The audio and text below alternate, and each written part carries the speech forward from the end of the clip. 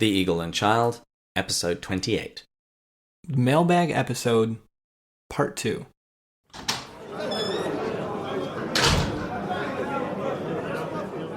Hello, and welcome to The Eagle and Child, the hallowed pub of the Inklings. This is a podcast where each week, my friend Matt and I share a beer and discuss the writings of the author known to the world as Clive Staples Lewis, or C.S. Lewis, or just as Jack to his friends. My name is David, and in today's episode, I'll continue delving through the mailbag with my co-host Matt. It was fun doing this last week, and I hope the listeners will enjoy. Today, some of the comments are going to bring us to talking about charity in more depth.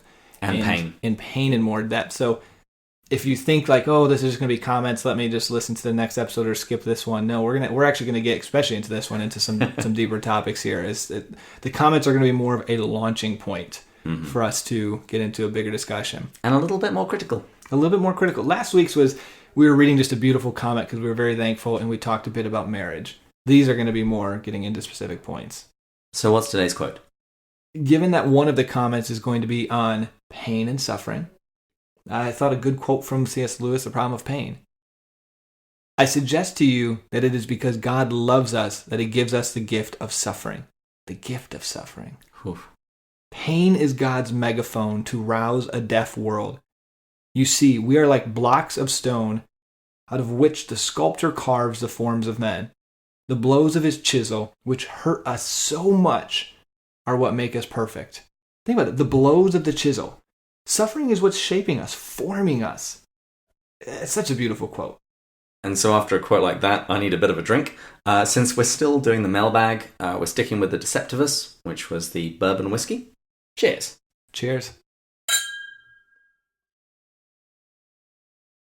Just as good as last week. Well, before we go into the more critical ones, we need to, like everything, when you're critiquing someone, start with the good. We're going to do the same for ourselves. We need to hear this first. So we'll start with these iTunes reviews, which these are much more generous. I'm very happy to make this podcast a part of my week. Matt and David share funny banter, good theology, and personal application. Having read Mere Christianity many years ago, this is a great review of Lewis's work from two men that are pleasant to listen to. That one sounds like a friend who's just boosting us. That one almost sounds like too clean and perfect. It does. I don't recognize the username, though. Neither do I. I'm assuming it's just a general person out there, but that just sounds like a friend boosting us. Someone that just recognizes genius when they see it. Yeah, Lewis. Yeah. This last iTunes review I really like. The person says, clearly not all Christians are out to prove they are right, but rather out to prove that Christianity can help in some of life's biggest problems and struggles. I feel less alone and more joyful in my movement closer to God through Lewis's work, and because of the work of the men on this podcast. Brilliant. Yeah, it's very nicely said. But isn't that so true? I mean, that goes back to people who listened to the last episode, that 1 Peter quote. Your goal is not to prove someone wrong. Your goal should be to share the joy. Like, Christianity's helped me, and I want others to feel the great joy and the benefit of it. It's Pope Francis, the joy of the gospel. Not just to beat somebody into submission. Exactly, and to prove you're right and boost your ego. Okay, so next up we have an email from Francis, and this is one of the ones that's slightly critical. And slightly is a key word there, because he does say he loves the podcast. Mm-hmm. He's very kind in this, but he's holding us to the fire. He's sharpening us. Which is totally fine. It is. He was responding to episode 8, when we mentioned a little bit about the problem of pain.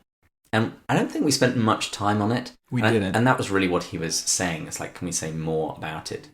The Christian response to the problem of evil and the problem of pain isn't simply that we don't necessarily see the good things that can come out of this.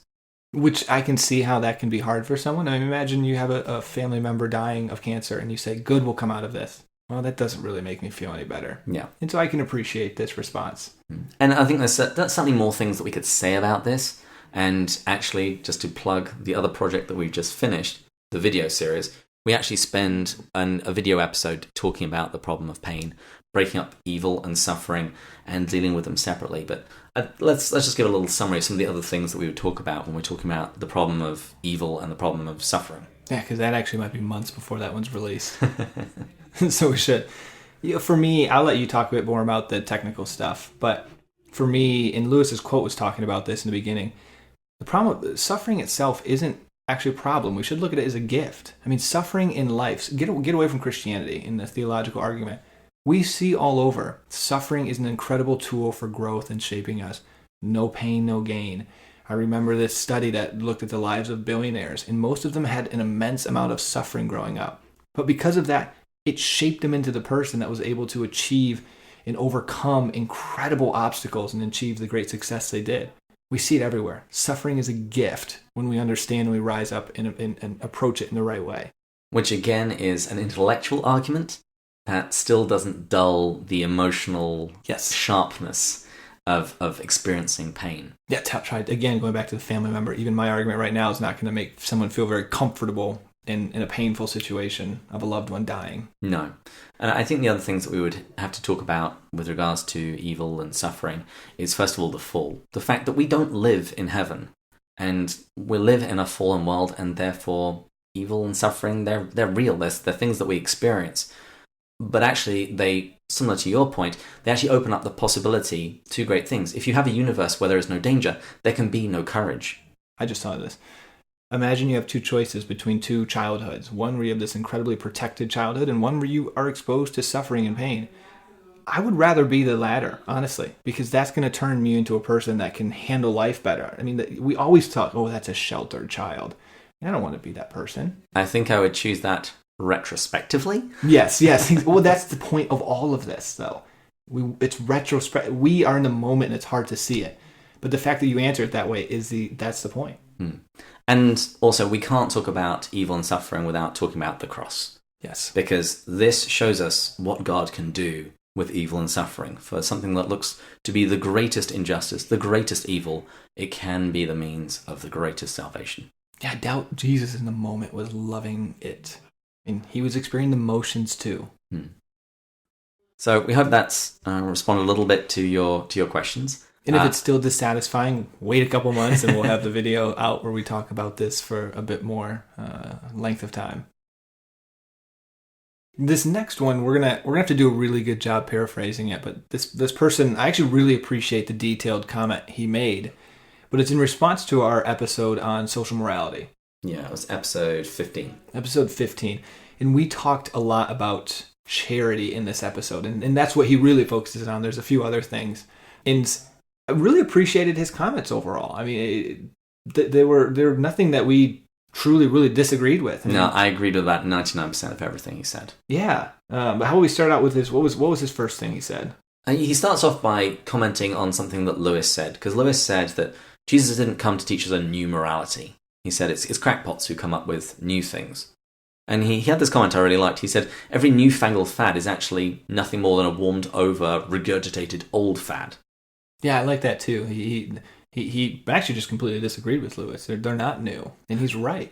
Yes, but they're often presented as new. And Lewis is going to say exactly the same thing in our next episode, in chapter 1 of book 4. He makes the point that heresies are very, very rarely ever new. I remember when I started digging into church history, reading the early church fathers, hearing about modalism and Gnosticism and Arianism. And then I looked around today and I see traces of these heresies that have just been repackaged and repurposed, but it's still the same fault. Now, as you said, the main focus of his email was on the subject of charity, because we spoke a lot about it in that episode. And in particular, he refers to something that we quoted from Douglas Gresham, who said Lewis thought that in charity you give until it hurts. Perhaps then maybe you've given enough, but probably not. Here's what he says in the email. Lewis's view is something of a mixed bag in my opinion. Certainly we must be generous with our resources, but Christian charity does not demand, in the normal course of things, that we give more than we can spare. In fact, barring extraordinary circumstances, it would be counterproductive. I would go so far as to say that if our first consideration is what it may cost us to help others, we've put the cart before the horse. We are actually making it more about ourselves, my sacrifice, what it's costing me. Our first consideration should always be considering the other's good. To be sure, that may, and often does, entail sacrifice and difficulty on our part, but that's really ancillary. The need to exercise good judgment in how we charitably give was not really addressed in the podcast, nor does Lewis really address it. What are your thoughts on that? I agree with a lot of this. But the one thing I'm going to push back and make some comments is we do see in Scripture some pretty extreme statements. Jesus doesn't say to that woman who puts her penny in, she shouldn't have done that. She doesn't have much to spare. No, he said she gave. incredible amounts. And highlighted that as a really beautiful thing. And here he's kind of making the argument, it seems like that, well, let's be smart and prudent. If we don't have anything to spare, we shouldn't give it. Well, she did not have anything to spare. And Jesus didn't give him some lecture that she gave wrong. You see it with his disciples when he sends the 70 disciples out. He doesn't say, bring some gold, so just in case you run out of resources. He goes, no, trust me. Surrender completely. Know that I have this under control. And so I'm not trying to sit here and encourage people to give stupidly, but I don't think giving, I think that's more to do with you should give to smart causes. But if you give too much, but you just have this utter dependence on God, I think that's okay. And I think of St. Maximilian Kolbe here. He's not a little bit less of giving towards causes, but when he was running his ministry, that Night magazine that was reaching up to 1 million people on a monthly subscription basis at its peak, I'll never forget some of the people we're talking about sounding very much like this comment here, where they go, Maximilian, we're in debt right now. We don't have the resources to expand. He goes, don't worry, trust God. And they said, I can't believe how it always worked out. God always provided. And he was definitely not prudent from a financial perspective, but he trusted God. And sometimes we think, again, that's why I'm struggling to say all this, because I'm not trying to encourage imprudence. But if you're doing this with an incredible trust on God and for the right reasons, I actually do think he provides. I have two main thoughts, and I'm with you on all of this. It's like there's nothing here I actually really disagree with, but I can't help but notice that we find the saints, St. Francis of Assisi, Mother Teresa, C.S. Lewis, we find so many great people speaking in this way that I don't want to be so quick as to brush past it. And also, the other thing is, I don't think that we have a problem in this regard. Let me give a story. When I was at school, in the run-ups to the exams, the teachers would always give us in our morning assemblies encouragements to study more, to work more. They say, we've got exams coming up, you guys should be putting more time in, you should be learning more, you should be studying more, you should be preparing. And it used to really stress me out because I was a very conscientious student and I was like, I don't have any more time. I've got nothing more to give. And my mother told me, that's not for you. They're not speaking to you. They're speaking to the people who haven't done any preparation. And likewise, I don't think the church needs to hear too much of a message of moderation when it comes to charity. I don't think the problem that the church has today is that we give too much. No. And I can certainly say for myself, that's not the problem I have. I know, and I want to be careful because I say all this. I could be giving more. But I think of the study that shows in the United States only 5% of Americans truly tithe, which is 10%. 80% give less than 2%. And then the Christians, where they did survey Christians versus non-Christians, they found it was on average 2.5%. So we don't have an overgiving problem right now. Yes, exactly. That's not the issue. And so, yeah, maybe technically this is a correct statement, but which I still actually push back on that. But even if it is giving it, that's not what we need to hear. Yes, I don't need to hear moderation. I need to hear step out in boldness. It reminds me of C.S. Lewis in The Four Loves when he said that the kind of maxims that say be careful, take it, don't make yourself vulnerable, don't risk losing something that you love. He said all of these kinds of maxims, they really speak to me. I'm a safety first creature. I'm the same, and particularly with regards to this. And what I need to be hearing more is the kind of stuff that Lewis says, the kind of stuff that Mother Teresa says, the kind of stuff that St. Francis says. Yeah, my final thought when I think of this is, in today we do a really good job rationalizing and justifying the scripture into our own life to allow us to live the way we want to. And wealth is probably the number one way. And I won't go into really any detail here, but I'd encourage people to look at Dietrich Bonhoeffer, The Cost of Discipleship. He talks about the parable of the rich young man. And he goes, the rich young man couldn't say what we get to say today. He couldn't say, Jesus meant this, be detached from these, but I can still have these goods. No, the rich young man had to walk away knowing he couldn't give complete obedience to God. And we today like to create these excuses and make it a little bit more easy. Yeah, we're very quick to neuter the words of Jesus. We're very quick to make them less and less extreme. And I'm not saying that even that interpretation is wrong. I just think we need to sit a little bit longer with the plain thing that Jesus says to us. When he tells us to trust God, when he tells us to look after the poor. That's what I need to hear more. Yeah. He then goes on to discuss the issue of giving money to the beggar. It happened when Lewis and Tolkien were walking, And they came past a beggar, and then Lewis pulls out the change in his pocket and gives it to the beggar. And Tolkien says, "Why'd you do that? He's just going to spend it on drink."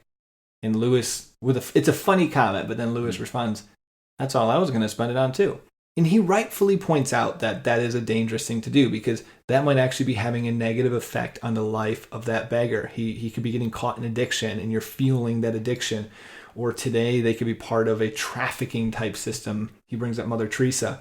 And I went to Mother Teresa's place for a month, and they do say, do not give money to beggars, because it actually can be very dangerous, and it's giving into this system that entraps these people. And so I actually do appreciate his point here. The thing that I would maybe push back is I don't know if Lewis truly, he didn't mean be unwise and just give a bunch of stuff to beggars. I think, again, this goes back to what you were talking about earlier of, this is just more of making a bigger point that maybe we hold on to these things for the wrong reasons. Yeah. And this goes back to, I believe, this bigger issue that how often when I pass a beggar, I use this excuse, but then I don't end up giving somewhere else. Exactly. And so it's still this issue that I'm using this as an excuse just to make myself feel good and not actually give. What I need to do is take that money and give it to a very productive charity, I guess. I agree with all of that. And again, I'll just come back to the words of Jesus. He says, "Give to him who begs from you, and do not refuse him who would borrow from you." And I think the danger that we can get into is if we start judging who we regard as worthy and unworthy poor. And that puts us into a very dangerous mindset. I remember someone, actually, I can already see pushback against this comment, but I still think it's valuable. I remember someone once told me, I made this exact same comment, you shouldn't be giving to this because you don't know how this person's spending the money. Is it really helping? And that's true. But they responded, out of 10 people you give, though, what if you miss that one person that would have transformed their life? And maybe the negatives offset that. I don't know. I'm not actually trying to make, but there was some truth there. You can't be this perfect judge. I can give to a great charity and it's going to be abused. Maybe they have too high of costs or something. I mean, there's no perfect way to do it. And I would make the point that all of this is very prudential. And because it's prudential, we can give some guiding principles. But at the same time, it's deeply contingent on lots and lots of factors that we often can't really see. And I am on the Team Tolkien side of this in terms of a general principle. But again, at the same time, doesn't this seem like a very Jesus thing? Doesn't this seem like something that one of the saints of history would have done?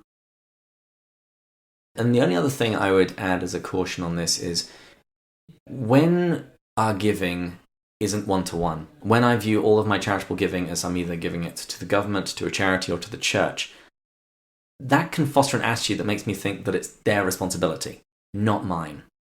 Again, I think that disconnect can become a little dangerous. But again, just to reiterate, I don't disagree with anything that's actually in this email. We're in sort of the realms of paradox. There are some things that we've kind of got to hold in tension at the same time. Mm-hmm. Having said that, one thing I would push back on is, in his email, he says, "I would also suspect Tolkien thought Lewis had other motives, in addition to charitable ones, for doing what he did, like feeding his own pride. Here I think Lewis was engaging in a very showy form of generosity." That I'm just going to disagree with. I don't think there's anything in the story that suggests that. And I will actually say, for myself, I remember the first time I saw somebody giving someone on the street a sandwich, and how that moved me, how that cut me to the core. And I realized, well, what was I actually doing to care for the poor? I'm not saying this is the case with this gentleman, but every time I feel that way, I think someone's doing something because they're showing. It's usually a sign that I give out of showiness. You see something in another person that's inside yourself. And yet again, we actually have another paradox in Scripture. Because what does Jesus say about giving? He says, do it in secret. But then what does he also say? Let your good deeds shine before all men, that people may see them and praise your Father in heaven. Yet again, we're caught in this paradox. Mm-hmm. I do love at the end, he talks about how we have to be careful not to call them a poor man, but a man. I thought that was a really good comment. I mean, we need this. It isn't splitting hairs, as he puts, and I agree completely. I mean, these people. I watched this incredible documentary I'd recommend for everyone called Poverty Inc., and it talks a lot about that. If we create this beggar thy neighbor mentality, that's very dangerous for development and for the development of a person themselves. And hate to say this and burst some people's bubbles, but the part of it talks a lot about Haiti, and it talks about Tom's shoes. and how dangerous that organization can be, because it dumps these shoes in these third world countries at a free cost, which then the local shoe industries get destroyed. They've actually tracked them, and it can be, and then if they're not continuing to dump into perpetuity, then they leave, and now there's a broken shoe industry there that's been belittled by free goods. And it's an awesome documentary that just changed my view. I think this gentleman would actually really like that documentary. And so, to sum up, you and I have brought up lots of different things here, and yeah, I say I agree with most of what he says. Charity requires prudence, and prudence is a very tough thing to adjudicate on. You know what I love? So what are the 3 mailbag things on? Marriage was brought up, problem of pain, and charity. We covered 2 of those 3 in our video series. we realize those are big issues, and so we go into more detail. Now we know charity is one we need to talk a bit more about. Mm-hmm. And I think we'll probably do another mailbag episode once we finish book 4 of Mere Christianity, and we finish season 1. It is in sight now. I know. Yeah, so book 4 is actually pretty long, so you guys some chance here to send some comments in, but please do. We will highlight these, and we would really appreciate if you guys would send us your feedback, what you're struggling with, and we'll talk about them. And you can do that through restlesspilgrim.net, through Twitter and Instagram at Pints with Jack. So, next episode, we'll be starting book 4. And until then, further up and further in. Cheers.